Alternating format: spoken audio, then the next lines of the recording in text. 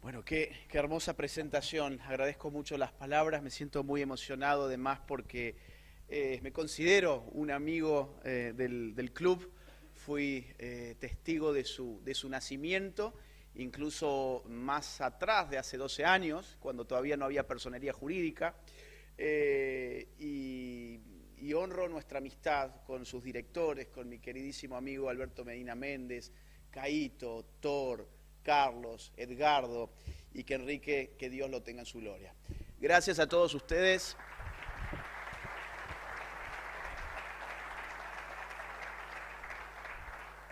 Gracias a todos ustedes por venir, por acompañarnos. Qué gratificante es estar en un auditorio repleto donde incluso tenemos gente de pie. Lamento que estén pasando esta situación de no estar sentados, pero a los ojos de la organización del evento ciertamente es un éxito cuando se llena así un auditorio. Gracias por venir, gracias por destinar un rato de esta jornada de, no sé, 40, 50 grados más o menos a escuchar estas intervenciones.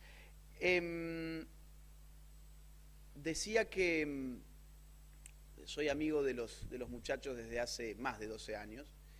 Y hoy, almorzando con Carlos, le decía, imagínate que hace 12 años nos hubiesen dicho, prepárate porque estas ideas que ustedes están esforzando hoy para juntar a 20, 30 personas en un auditorio en Corrientes o en un auditorio en Córdoba, como fue mi caso, estas ideas van a llegar al poder y van a tener la oportunidad de cambiar la Argentina. Y Alberto me dice, yo nunca lo hubiese pensado, yo tampoco.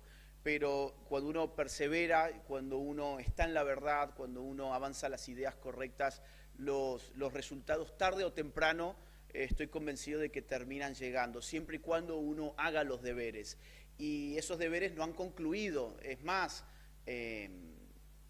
digamos que estamos en el momento más importante para redefinir esos deberes, para darnos cuenta de que pasó el tiempo de la resistencia y entramos en el momento de la acción, de la proactividad, de la construcción, si quieren ustedes, de un país distinto, de un país mejor. Por eso la conferencia que pensé para este rato, de hecho me voy a poner ya un cronómetro para no pasarme, ahí vamos, ahí está. Son unos 45 minutos, ya comí como 5, así que van a ser más o menos 40. El título de la conferencia que pensé para hoy es Pasado, Presente y Futuro de la Batalla Cultural.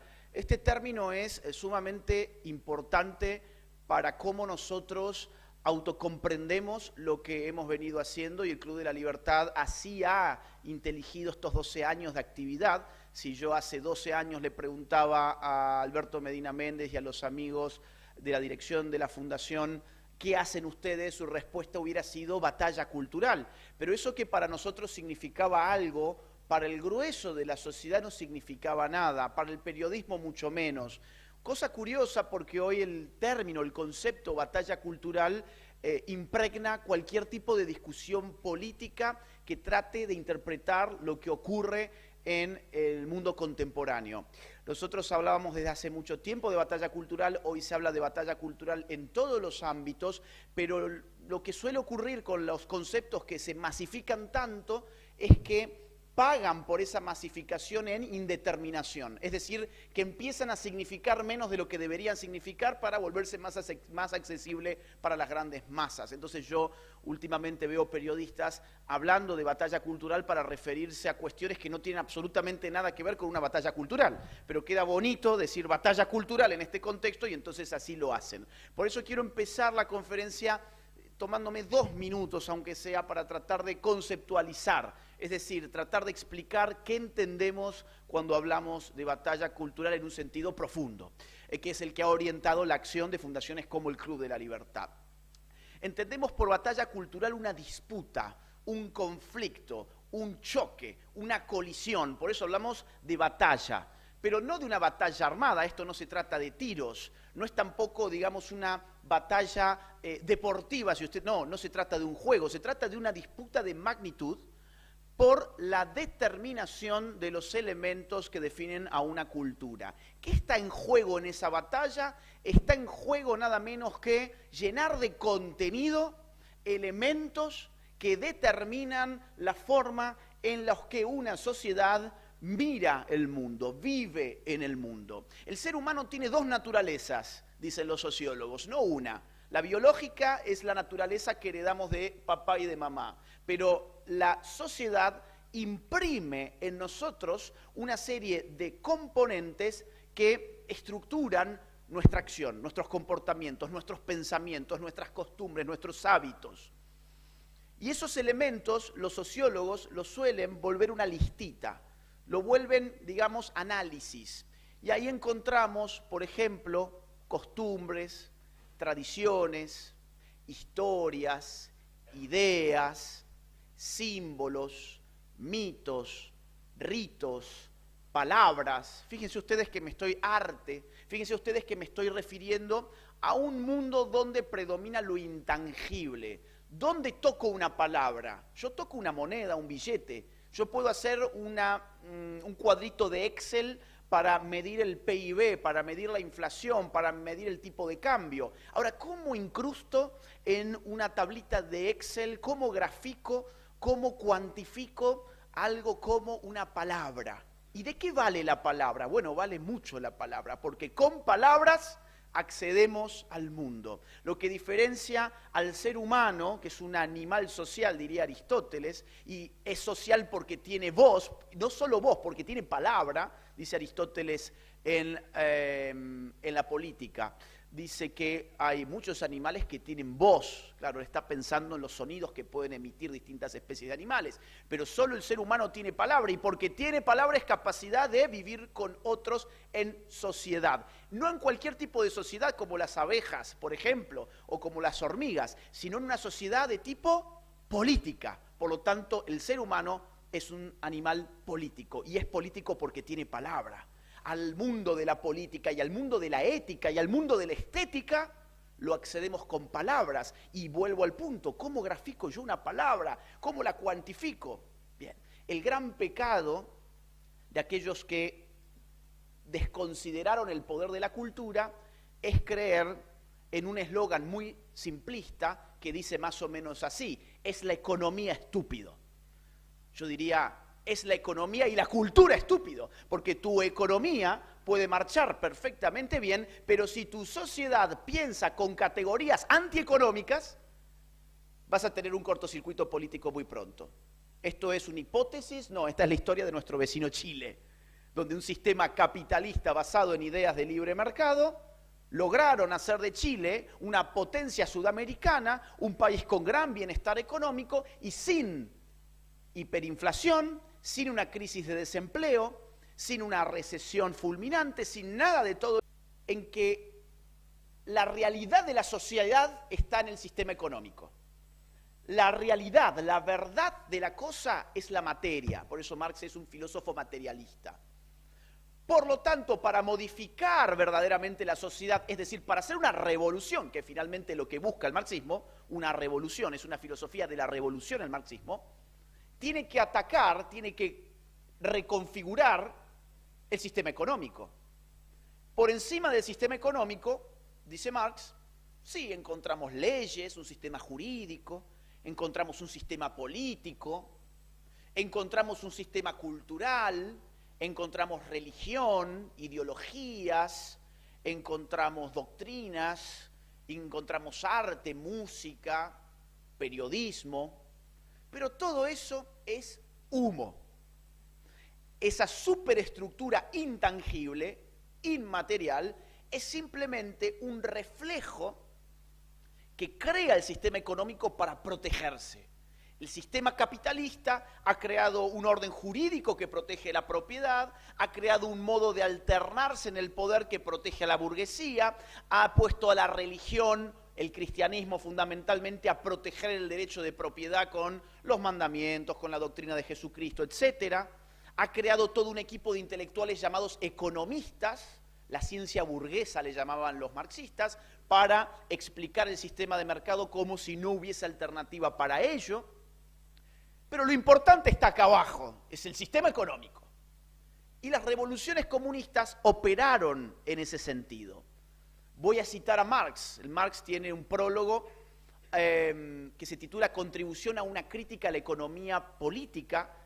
Una frasecita muy corta, dice así Marx: el modo de producción de la vida material condiciona el proceso de la vida social, política y espiritual en general. Con espiritual, él está pensando en Hegel, pero nosotros podríamos resumirlo a cultural. ¿Qué significa? Si yo quiero cambiar a la sociedad, no tiene sentido que cambie su cultura, porque su cultura es un reflejo, es epifenoménico. Yo tengo que cambiar el sistema económico. Por eso el socialismo no tiene vía democrática. Porque si tuviera vía democrática significa ingresar por el sistema político. No, yo tengo que destruir ese edificio. ¿Para qué? Para modificar violentamente, y esto es Lenin básicamente, la estructura económica de la sociedad. Dicho esto, para que ustedes entiendan el gran cambio que viene con la Escuela de Frankfurt, Horkheimer, su segundo director, el primer director de la Escuela de Frankfurt dura muy poquito, muere, dura 2, 3 años nada más, y después le va a venir Horkheimer. Y Horkheimer, en un texto de la década del 20 del siglo pasado, escribe lo siguiente. Máxima atención, estas redacciones son un poco enredadas, pero lo vamos a explicar. Dice Horkheimer: toda cultura resulta incluida en la dinámica histórica. Sus dominios, es decir, los hábitos, los usos y costumbres, el arte, la religión, la filosofía, constituyen en su entrelazamiento los factores dinámicos que en cada caso contribuyen a mantener o destruir una forma determinada de sociedad. Acá ya hay un cambio brutal respecto de Marx.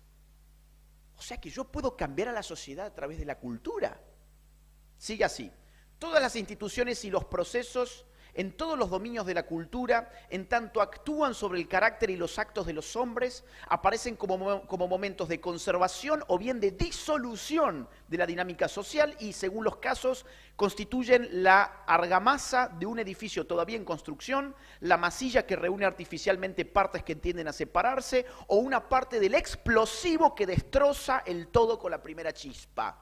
¿Qué significa esto? Significa que tenemos que generar explosivos culturales para que la primer contradicción económica o política reviente todo por los aires. Chile 2019, básicamente, pero escrito en la década del 20 del siglo pasado.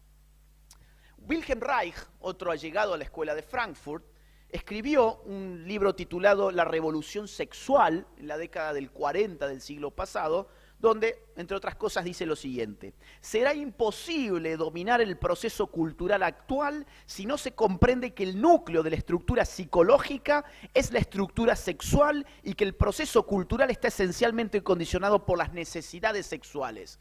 Y ahí agarran y abrazan a Freud.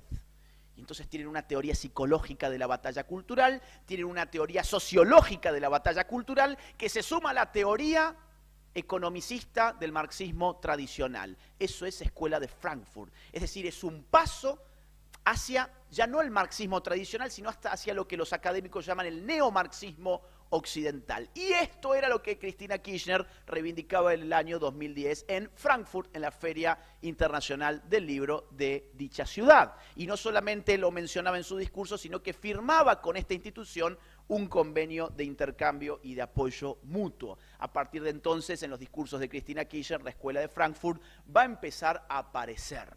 ¿Qué quiero decir con esto? No es que la batalla cultural la inventamos nosotros. No es que a nosotros se nos ocurrió que teníamos que dar una batalla cultural. No, nosotros imitamos algo que ya se estaba haciendo con mucho éxito. Solo que ellos no lo vociferaban de la misma forma que nosotros, pero lo hacían y conocían los fundamentos teóricos de estas maniobras políticas. No solo conocían a la Escuela de Frankfurt, conocían a Antonio Gramsci. A Antonio Gramsci lo han escuchado alguna vez. Bueno, esa es otra vía de la batalla cultural que tiene el propio marxismo en su camino hacia el neomarxismo y después hacia el postmarxismo. Antonio Gramsci, italiano, líder del Partido Comunista Italiano, además filósofo, un intelectual, un periodista además.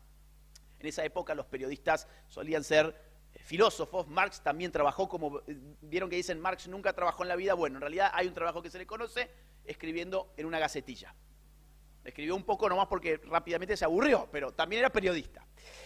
Y Gramsci fue muy importante, muy importante para el kirchnerismo porque la gente de Carta Abierta, ¿se acuerdan de Carta Abierta? Era básicamente el grupo de intelectuales orgánicos del kirchnerismo. Carta Abierta abrazaba a Gramsci como su luminaria en lo que ellos no dudaban en caracterizar como una batalla cultural.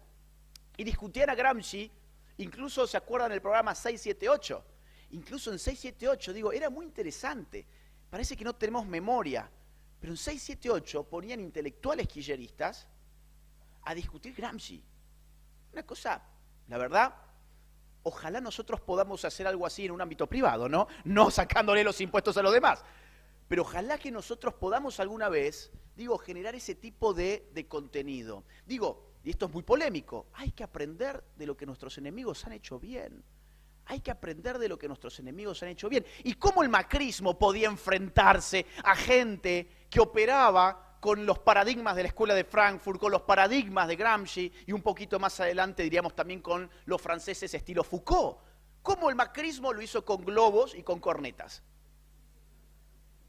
El macrismo fue una resistencia sin batalla cultural. Ellos creían que con la sola gestión el país se cambiaba. Pensaban que eran, en ese sentido eran, voy a decir algo incorrecto académicamente, pero no importa, en ese sentido eran marxistas. Ellos creían, le cambio el bolsillo a la gente y automáticamente todo florece. No, no son procesos así, no son mecanicismos.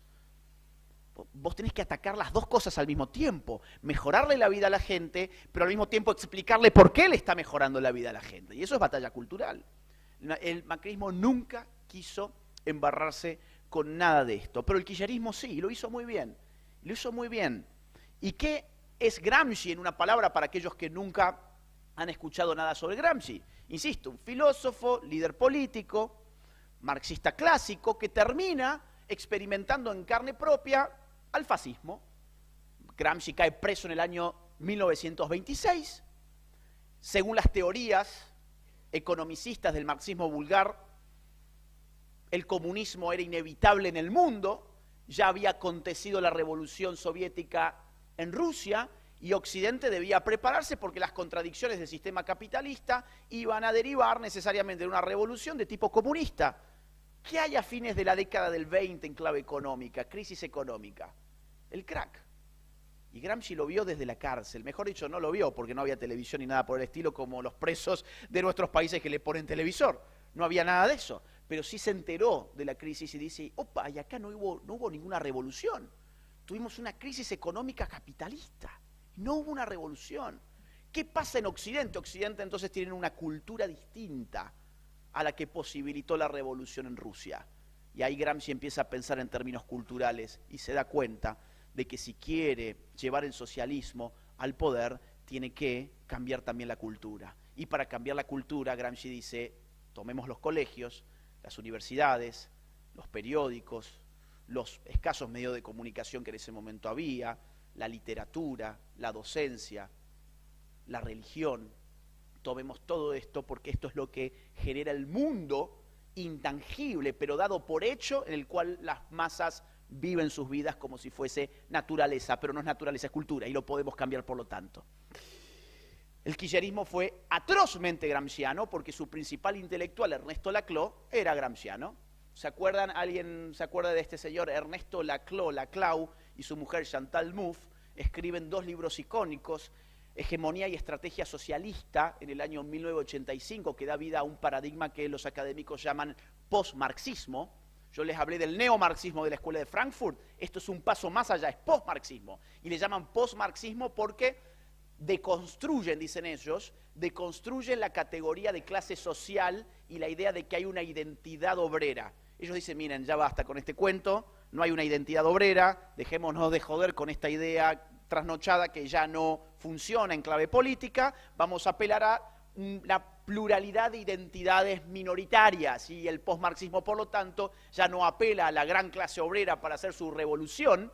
Recuerden ustedes que la revolución de Marx era de una amplísima mayoría sobre una minúscula minoría, Bueno, ahora en realidad el postmarxismo se lanza a cazar y conquistar minorías. Cuanto más minoritarios, mejor. Es decir, no le basta, por ejemplo, con el sujeto homosexual, no, él quiere que además sea trans, que sea negro, que sea indígena y que tenga todas las características propias de una minoría minúscula.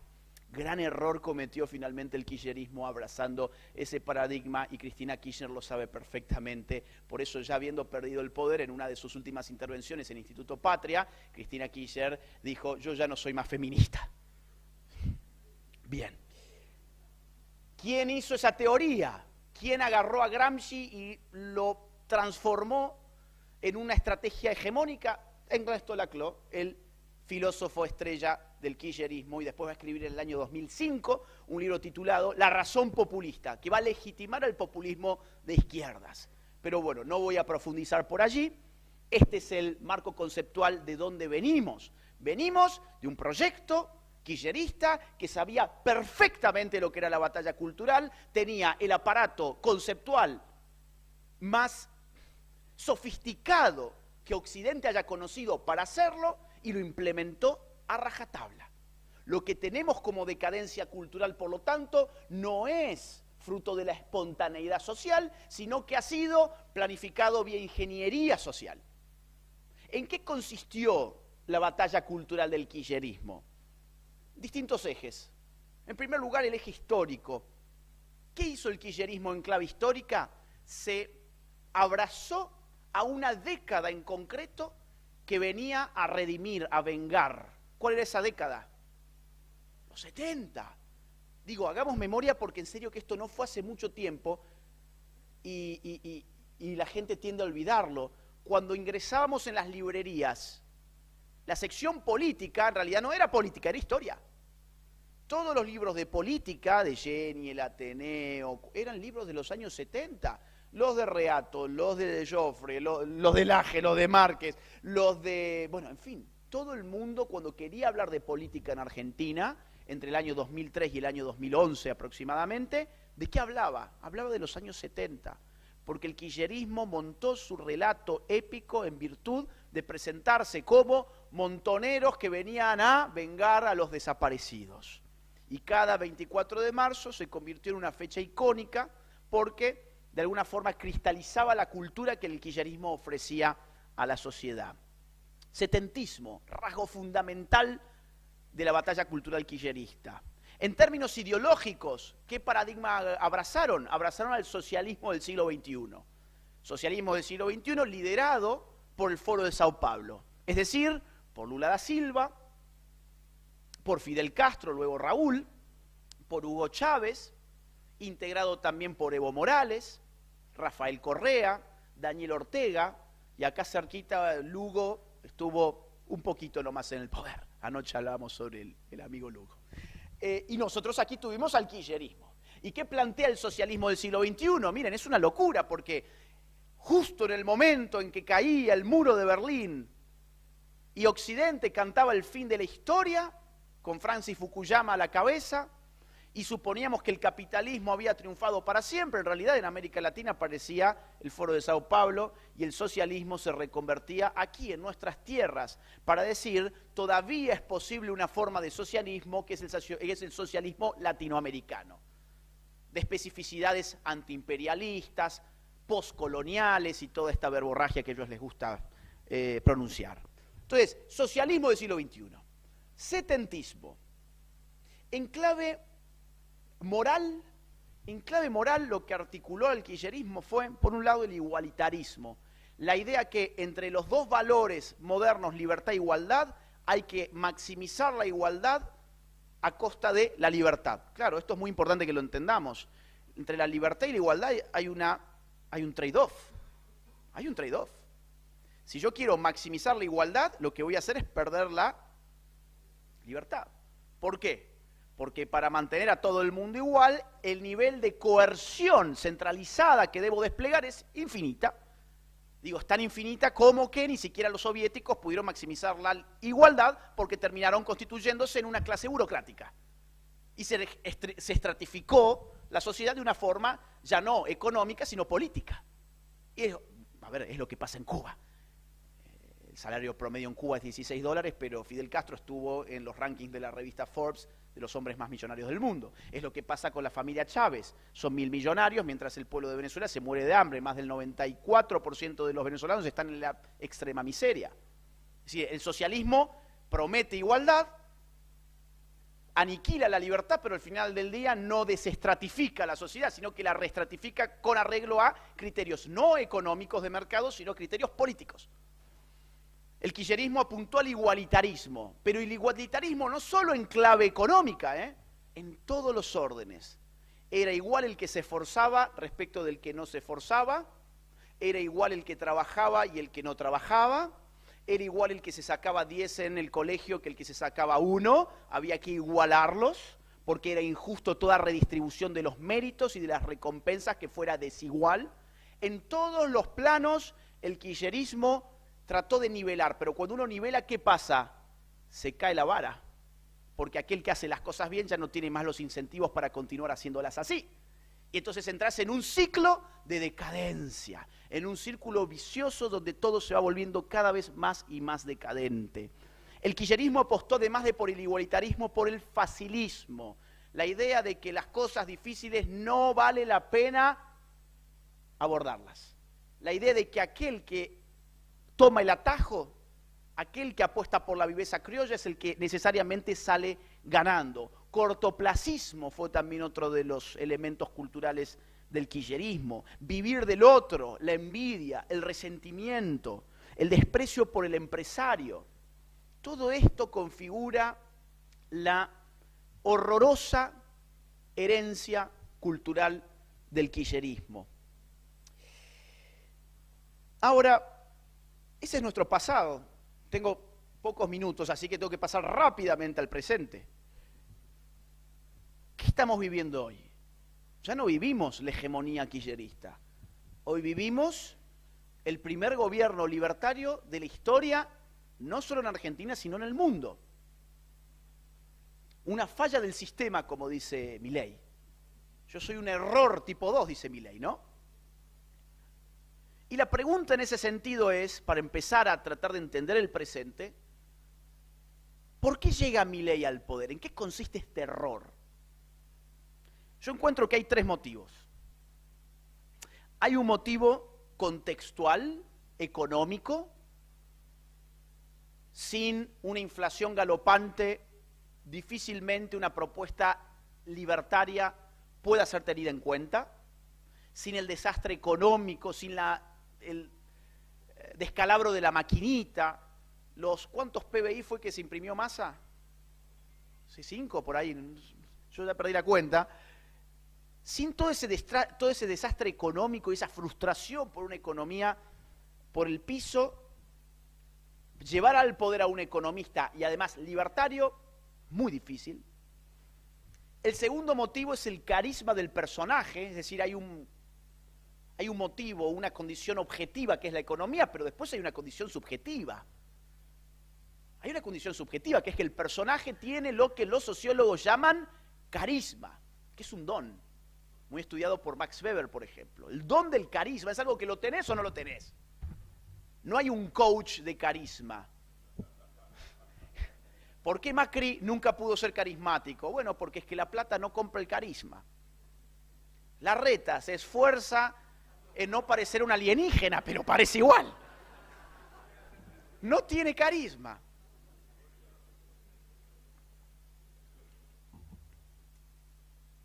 Y hay que amigarse con la idea de que en la democracia se votan hombres, se votan personalidades. Uno se puede enojar porque uno puede intelectualizar el proceso democrático, decir cómo puede ser que la gente vote según rasgos de la personalidad y no el programa. Bueno, es que no somos máquinas y los politólogos sabemos de que la gente usa mucho más el corazón que el cerebro en el cuarto oscuro. Y el carisma es fundamental. Y Milei lo tiene. ¿Será por su pelo, su peinado? No lo sé. ¿Será por su extravagancia, su aspecto de rockero, su campera? El carisma es inexplicable. Si fuese explicable, sería replicable. Pero no lo es. Lo tiene, punto final. Y la gente se enamoró del personaje. ¿Toda la gente? No, evidentemente toda no, nunca ocurre eso. Pero una porción necesaria como para dar un batacazo en las PASO del 2023. Que hizo de la hipótesis Milei una hipótesis factible de poder. Y hay un tercer motivo. El tercer motivo se llama batalla cultural. Milei no es solamente carisma, es contenido. No es solamente forma, es también contenido. Esto es muy interesante porque es la discusión de los últimos 2 años. Me molestan las formas. Bueno, pero no solo hay formas, hay contenido. Y Milei fue perfectamente consciente de que su rol mediático e intelectual e incluso artístico, porque llegó a hacer también teatro, era un rol de batalla cultural. Él, como nosotros, como el Club de la Libertad, como Alberto, Caíto y todos los amigos, comprendió su propio papel en este juego que llamamos política, en términos de lo que iniciamos en esta conferencia definiendo como batalla cultural. Tengo que impactar, tengo que dominar el lenguaje, las ideas, los valores, las normas. Y eso lo empezó a hacer, insisto, redes, teatro, libros, ferias del libro, televisión, radio, etc. Esos son los motivos, a mi juicio, en extremada síntesis. Economía, carisma, batalla cultural. Por ese motivo, Milei, ya no el Milei candidato, sino el Milei presidente, tiene una teoría del poder, que la ha explicitado alguna que otra vez. La teoría del poder de Milei es muy clara. Es un trípode, como las cámaras que están en este momento filmando. Es un trípode. Tiene 3 variables. Una, la gestión. Si no mejoramos la vida concreta de los ciudadanos, ¿qué pasa con el trípode? Se viene abajo. Muy bien, esa es una pata. La otra pata, la política. Sabemos que hay restricciones. Sabemos que acá hay mucho barro. Y perdón la palabra, hay mucha mierda también. Sabemos que hay distintos intereses que van a hacer hasta lo imposible, incluso por hacer un golpe de Estado. Ya lo han hecho en el 2001, por ejemplo. Tenés que hacer política. Y la política nunca puede ser entendida sin restricciones. Las restricciones existen, no se trata de llegar y tocar un botón y tu programa económico, social y político se convierte en realidad en un momento, porque tenés un montón de circuitos de poder por los cuales transitar y ver si lográs transitarlos con éxito en segundo lugar. Entonces lo que vos hagas en política, tu astucia, tu estrategia, tus alianzas, son fundamentales. Segunda parte del trípode, segunda pata, política. Y la tercera pata, si no el trípode se me cae, batalla cultural. La gente puede empezar a vivir mejor, puedo tener un buen espacio político, buenas alianzas, buena estrategia, pero si no le he explicado a la gente cuáles son los valores que han permitido que ellos estén empezando a vivir mejor, esa gente va a terminar comprando los disvalores de nuestros enemigos y en las próximas elecciones, cuando todo esté estabilizado, lo va a dar por hecho. Se va a olvidar, la gente tiene muy poca memoria. Nosotros somos gente, nosotros tenemos muy poca memoria. Por eso la batalla a Chile es fundamental y Javier Milei lo sabe perfectamente. Por ese motivo es imprescindible que se continúe el trabajo que se está haciendo aquí, pero voy a dejar eso para el final. ¿Cuáles son los ejes del mileísmo entonces? Así como dijimos, los ejes del kirchnerismo fueron estos, los ejes del mileísmo son estos otros. Históricos, en primer lugar, destruir el setentismo. Falta poco para el 24 de marzo, seguramente van a ver ustedes alguna publicación, algún tipo de video o lo que fuere de las cuentas de Casa Rosada. El año pasado tuve el honor de que me invitaran a mí a armarlo y filmarlo. Fue el video más visto de la historia de las redes sociales de Casa Rosada y generó todo un debate nacional que yo pensaba en el año 2011, cuando yo había publicado el libro Los mitos setentistas. Fue un libro de una tirada de 3.000 ejemplares. Bueno, ese video se vio millones de veces y se discutió en todos los medios de comunicación. Entonces, uno de los ejes fundamentales es destruir el setentismo. Por otro lado, recuperar figuras olvidadas y que hicieron a nuestra patria liberal. Alberdi, por ejemplo. Recién mencionaban un libro de Alberdi que tuvo el apoyo de Milei, no me extraña en absoluto. Él entiende perfectamente que disputar el presente implica disputar el pasado implica conquistar el presente. E incluso reivindicar otras figuras mancilladas como puede ser Roca, por ejemplo.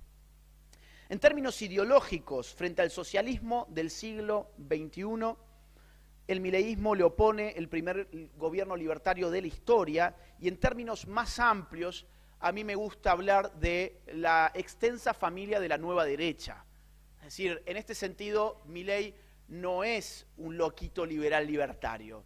Es un liberal libertario que entiende la política y entiende que hay familias de ideologías y que hay gente muy próxima a uno, no tiene por qué ser idéntica, pero con los cuales se puede establecer lazos internacionales de ayuda recíproca. Ejemplo, el trumpismo en Estados Unidos.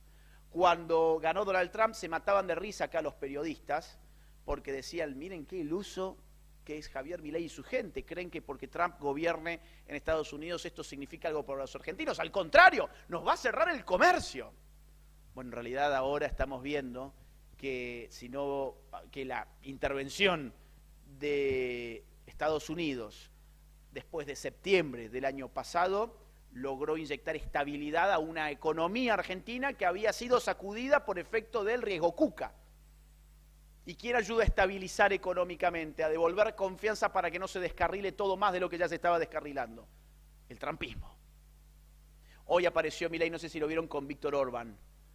Hay un video que se hizo viral. En Europa, Víctor Orbán, la gente de Vox en España, Giorgia Meloni en Italia, José Antonio Cast, en el caso de nuestros vecinos en Chile, y esperamos pronto que en Colombia también llegue la nueva derecha con Abelardo de la Espriella, y que en las elecciones también de este año que va a tener Brasil y que va a tener Perú llegue también la nueva derecha al poder. Imagínense ustedes cómo se está empezando a transformar el mapa de nuestro continente rápidamente desde noviembre del 2023. En términos morales, las ideas de la libertad, de la responsabilidad, el trabajo duro, el capitalismo y el ahorro. La idea fundamental de Milei es lo que pasa en el mercado es justo porque los individuos han hecho uso de su libertad para generar las transacciones que allí se celebran. Y todo aquello que se hace con libertad no puede ser acusado de injusticia, siempre y cuando, evidentemente, no dañe a terceros. Pero en el mercado lo que se hace no es dañar a terceros, sino intercambiar cosas que por mutua voluntad uno considera que vale menos que lo que está recibiendo de la otra parte. ¿Cómo voy a calificar eso de injusto? A menos que trate a los ciudadanos como niñitos bobos que no pueden elegir por sí mismos, lo que ocurre en el mercado equivale a justicia retributiva. Y Milei en las últimas intervenciones ha hecho hincapié en esto, por ejemplo, en Davos. La batalla cultural tiene una dimensión moral fundamental. ¿Por qué? Porque al percatarse la izquierda de que sus programas económicos eran destructivos para la riqueza de una nación, tuvieron que defenderse de otra manera. ¿Cómo se defendieron? Diciendo que podemos ser destructivos con la riqueza, pero somos justos porque redistribuimos. Y a esta justicia le llamamos justicia social. Frente a la farsa de la justicia social, hay que imponer, o mejor dicho, proponer un nuevo paradigma de justicia económica basada en la libertad de los individuos. En términos simbólicos, ¿en qué consiste el mileísmo en su batalla cultural? En la restitución de los símbolos patrios, en las fiestas patrias, en el eslogan Dios, patria y familia, que sintetiza muy bien la visión cultural que tiene nuestro proyecto. Me toca ir concluyendo, ya lo sé, solo pido 3 minutos más. Por último, un eje fundamental en Milei es nuestro horizonte es Occidente. Argentina es parte de una civilización. La nación argentina, la cultura argentina, se inscribe a su vez en un proyecto civilizacional. En un proyecto civilizacional llamado Occidente, que reivindica sus raíces en el cristianismo, reivindica sus raíces en la antigua Grecia, en la antigua Roma, y reivindica sus raíces también en los ilustrados del siglo XVIII. ese occidentalismo que nuestro proyecto cultural tiene en consideración, ha generado, insisto, toda una red de apoyos internacionales de gente que está empezando a reaccionar en todas nuestras naciones de Occidente frente no solo al socialismo del siglo XXI, sino también al globalismo y a la islamización de Occidente. Esto aquí en Argentina no puede parecer todavía un problema porque estamos lejos, pero Europa es un continente que está siendo sometido en este momento por obra de sus élites dirigentes a un proceso de invasión islámica en Francia, en España, en Suecia, en Bélgica, en Inglaterra y en todas partes donde no se les pone un límite. Uno de los únicos lugares donde se les pone un límite es en Hungría y en Polonia. Dicho sea de paso, no sé, el otro día le comentaba a un periodista que no conocía el dato, por las dudas se los comento también a ustedes. ¿Sabían ustedes que la Unión Europea multa con varios millones de euros por día a Hungría por no recibir inmigrantes ilegales? Es decir, como Hungría hace uso de su soberanía territorial y no permite el ingreso de ilegales, la Unión Europea les multa con millones de euros por día. A lo cual Víctor Orbán ha respondido, es la política de seguridad más económica que existe. Porque si ustedes ven los índices y las tasas de delincuencia, violaciones, asesinatos, robos en países como Hungría y como Polonia, van a ver que pertenecen a un mundo totalmente distinto del resto de Europa, a pesar de estar insertos territorialmente en Europa y en la Unión Europea. El futuro, cierro con esto, tenemos el presente, sabemos de dónde venimos. Desmitifiquemos la idea de que nosotros inventamos la batalla cultural y que el kirchnerismo simplemente produjo esto porque lo produjo. No, hubo un plan deliberado, hubo un marco conceptual, hubo intelectuales orgánicos, hubo medios de comunicación, hubo artistas que impulsaron la destrucción cultural de la República Argentina durante por lo menos 16 años, por lo menos. El presente estamos nosotros, gobernando, poniéndonos de pie frente a esa destrucción que no solo es económica y política, sino que también es cultural y es la más difícil de todas, porque es intangible. Si yo quiero cambiar una política, cambio una ley. Si yo quiero cambiar la economía, cambio una ley. Pero ¿cómo hago para cambiar la cultura? Es mucho más complicado. ¿Y qué hay del futuro de la batalla cultural? ¿La batalla cultural está ya ganada? Si ya está ganada, no tiene sentido hablar de futuro. No, la respuesta es, la batalla cultural nunca se gana.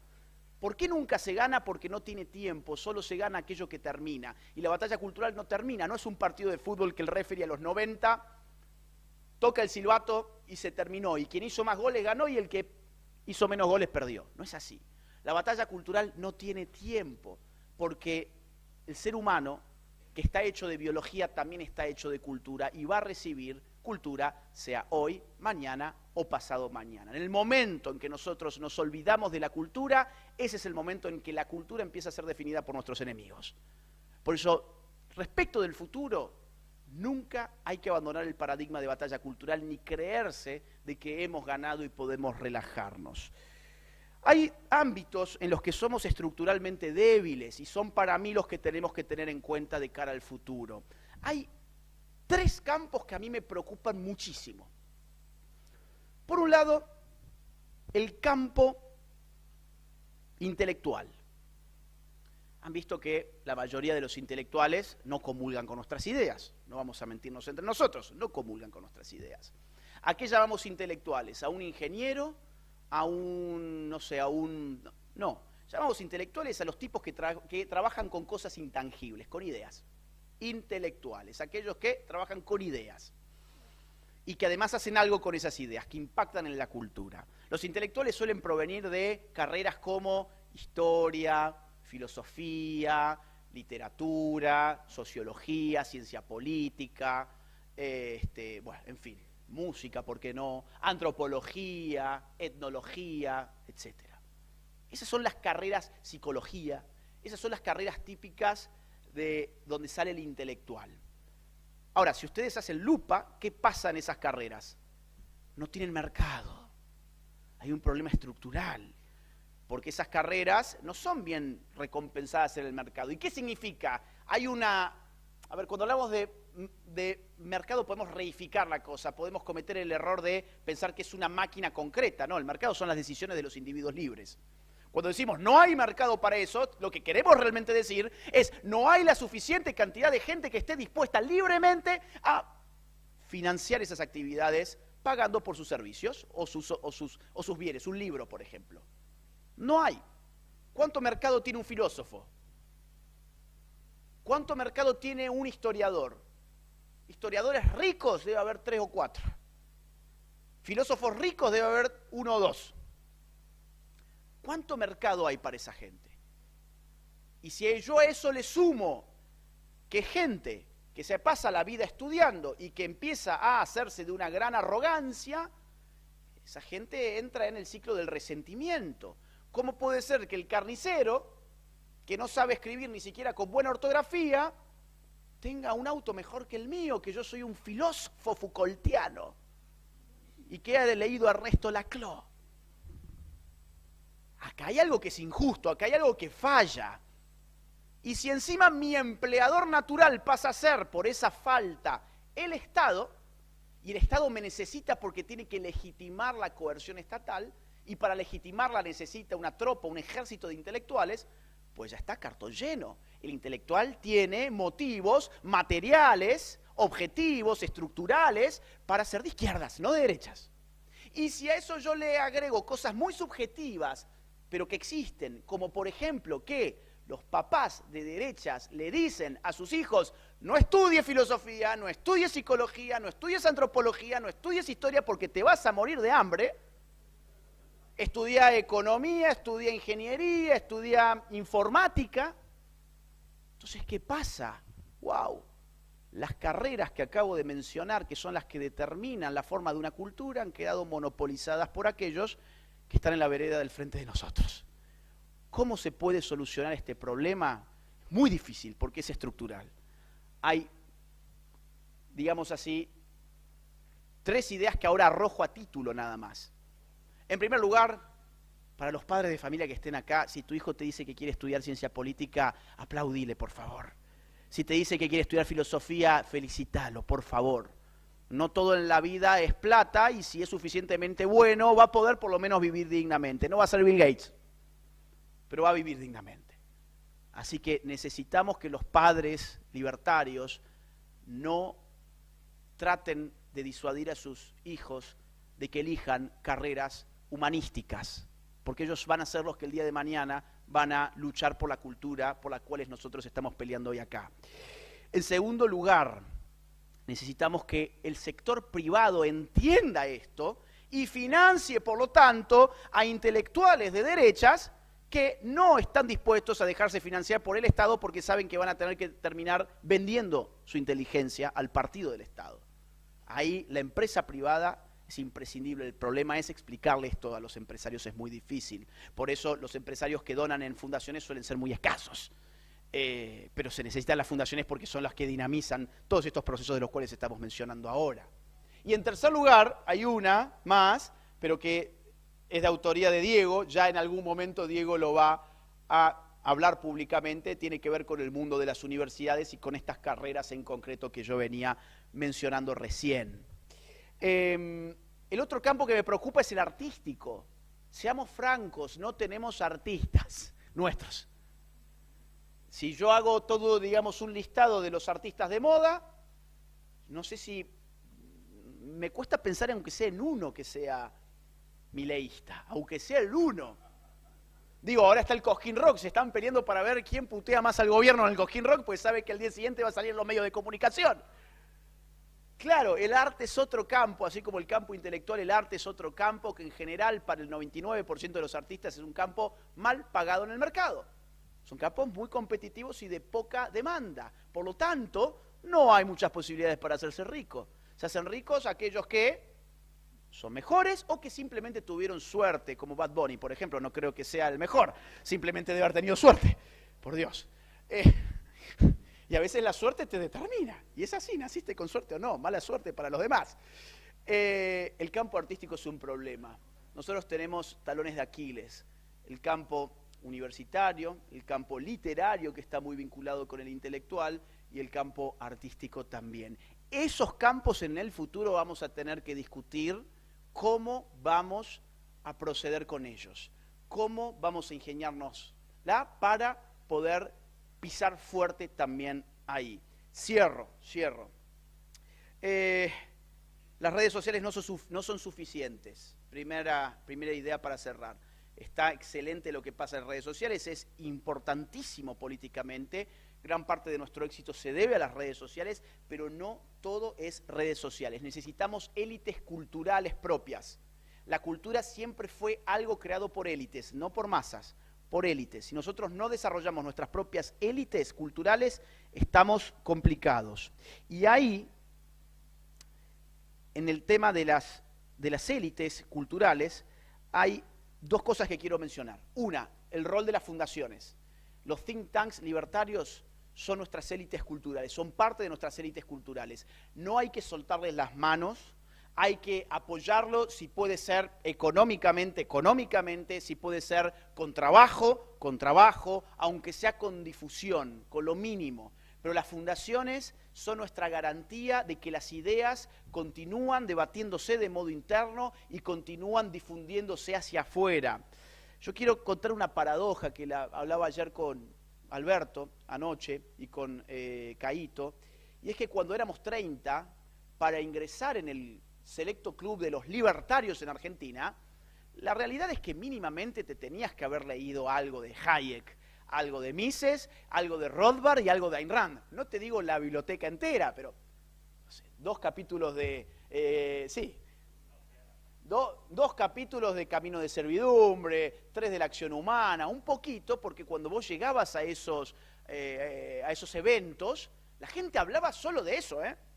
No, ¿y qué pensás Ayn Rand cuando en tal página dice tal cosa? ¿Y qué pensás cuando Hayek dice tal y cual?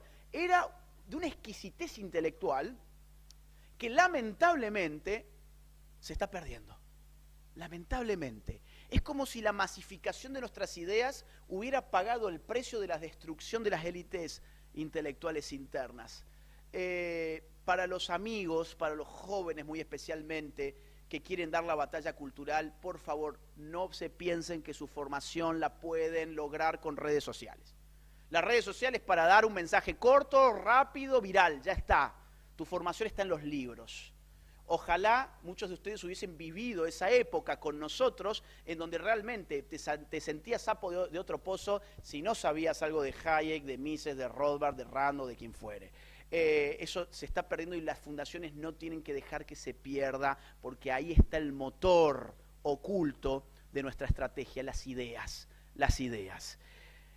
Bueno, ya me superpasé. Quiero felicitar a los amigos del Club de la Libertad, agradecerles por su amistad, agradecerles por haberme invitado, animarlos a que sigan con más fuerza que nunca, porque esto recién empieza. Haber llevado al poder las ideas libertarias cuya responsabilidad es compartida, la responsabilidad también la tiene el Club de la Libertad de que las ideas libertarias hayan llegado al poder, no termina la historia, sino que empieza la historia que verdaderamente importa, que es la historia de sacar a la Argentina adelante y ser verdaderamente libres. Muchísimas gracias a todos.